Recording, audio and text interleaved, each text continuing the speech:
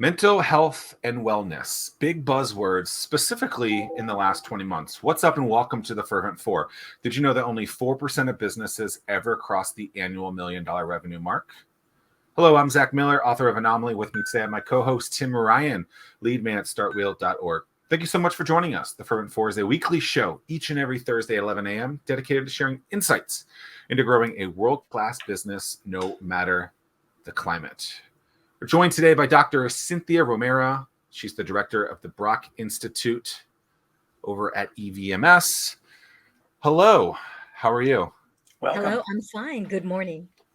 You know, the last 20 months, COVID specifically, I think, mental health, wellness, it's unfortunately, I feel like it's gotten a lot of the back burner, hasn't really been on the forefront of a lot of stuff yet. Maybe in the last 6 months or so, it's really starting to take things pretty seriously.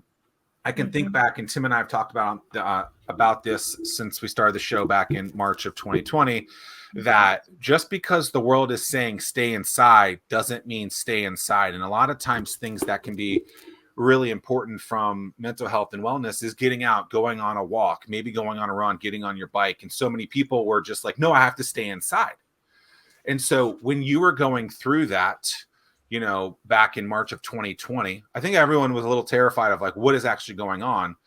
But knowing that the things that you do on a daily basis, mental health and wellness, and we're getting people that are just going to sit for all day and not get out, not get any vitamin D, any of that. Like, what was going through your mind when you were hearing stuff like that? So many things were going through. And if we can all remember what we felt like in March of 2020, there was a lot of uncertainty and fear and anxiety about what is this global pandemic, and the fact that it was, the word that really was resonating with everyone was that this is unprecedented and first time we've seen it in years, and the tremendous impact that it was having across the globe. And so I think with that just being so I guess truly unexpected and uncertain how long it was going to last and really what was happening, and just the difference in information coming out was causing a lot of anxiety for everyone.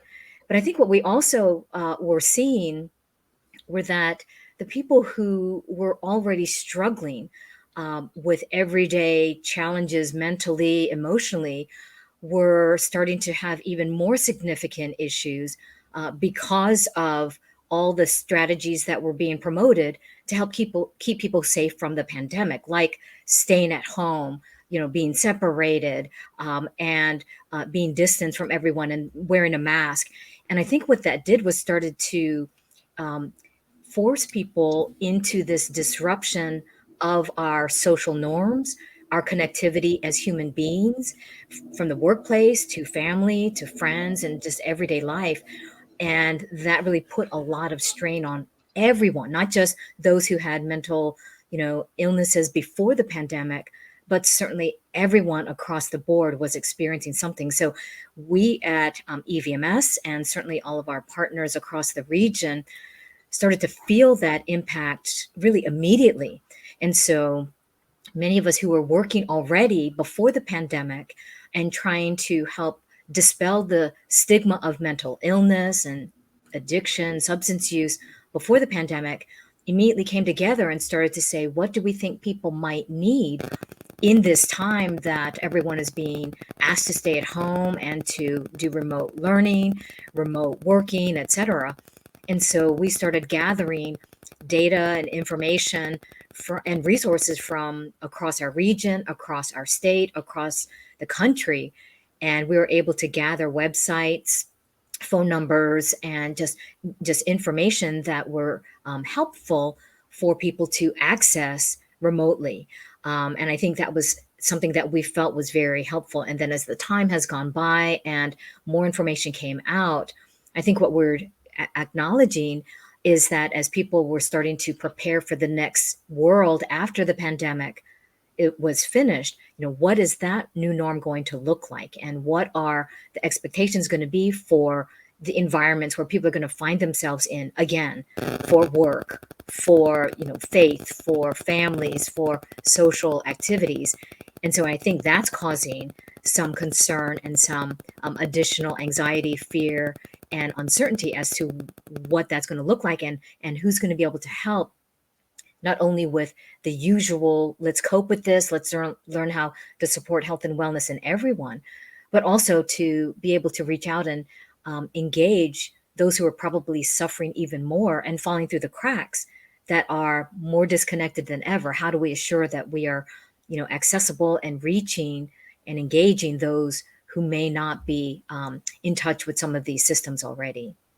In terms of the data, I'm sorry, Zach. In terms of the data that you were collecting, what was the most surprising thing that you had found, and what did you do with that information? Yeah. So when we were looking at some references, Mental Health America is a national organization that before COVID 19, we're already making available these surveys, right? And these various questionnaires for people to take if they thought they were suffering from some anxiety conditions or even depression. And what we found were there were hundreds of thousands of people that started to take those surveys, mainly because they were exploring and seeking ways to address some of the anxiety and the depression that they were feeling. And what we found was that, for anxiety, for example, over 300,000 people from January to September of 2020 took those surveys related to anxiety. And then over 500,000 people took the survey